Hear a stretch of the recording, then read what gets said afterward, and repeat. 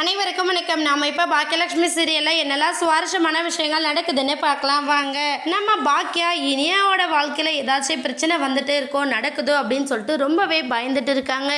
காரணம் நம்ம இனியா ஃபோன் பண்ணி ரொம்ப சேடாக பேசினது தான் இது எல்லாத்துக்குமே காரணம்.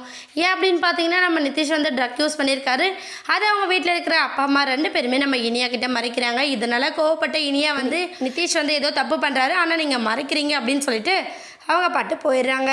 இதனால நம்ம இனியா வந்து ரொம்ப கில்ட்டியாக ஃபீல் பண்ணிகிட்டே இருக்காங்க. வீட்டில் ஏதோ ப்ராப்ளம் போயிட்டுருக்கு, ஆனால் யாருமே நம்மக்கிட்ட தெரியப்படுத்த மாட்டேங்கிறாங்களே. நிதிஷ் நம்மளோட ஹஸ்பண்ட் தானே, அவருக்கு என்ன ப்ராப்ளம் என்ன அப்படிங்கிறத நம்ம தெரிஞ்சுக்கணும்னு சொல்லிட்டு நம்ம இனியா ஆசைப்பட்றாங்க.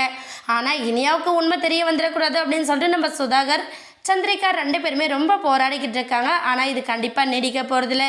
ஏன்னா இனியாவுக்கு கண்டிப்பாக இதை பற்றின உண்மை தெரிய வந்து ஒரு பெரிய பூகம்பமே வீட்டில் வெடிக்க போகுது. அதுக்கு முன்னாடி நம்ம பாக்கியா என்ன பண்ணுறான்னு பார்த்தீங்கன்னா, இனியாவை நினச்சி வருத்தப்படுறது ஒரு பக்கம் இருந்தாலும் அவங்க வீட்டில் ஏதோ ப்ராப்ளம் போயிட்டுருக்கு, அதனால தான் இனியா நம்மக்கிட்ட ஒரு மாதிரி பேசுகிறா அப்படிங்கிறத ரொம்ப நல்லாவே தெரிஞ்சுக்கிறாங்க.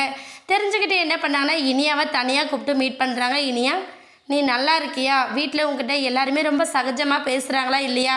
மாப்பிள்ளை எப்படி நடந்துக்கிறாரு அப்படிங்கிறத பற்றி அப்பப்போ விசாரிச்சுக்கிட்டே இருக்காங்க.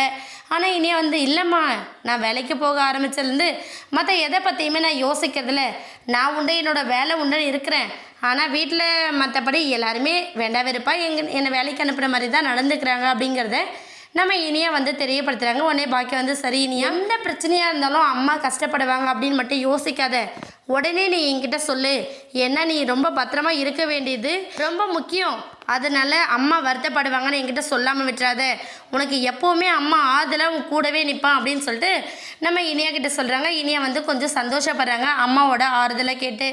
ஆனால் இந்த ஆறுதல் இதோட மட்டும் இல்லாமல் நிதிஷ் பற்றின உண்மைகள் எல்லாமே நம்ம பாக்கியாவுக்கு தெரிய வரும்போது பாக்கியா எடுக்கப்படும் முடிவு எல்லாமே ரொம்பவே அதிரடியாக இருக்க போது.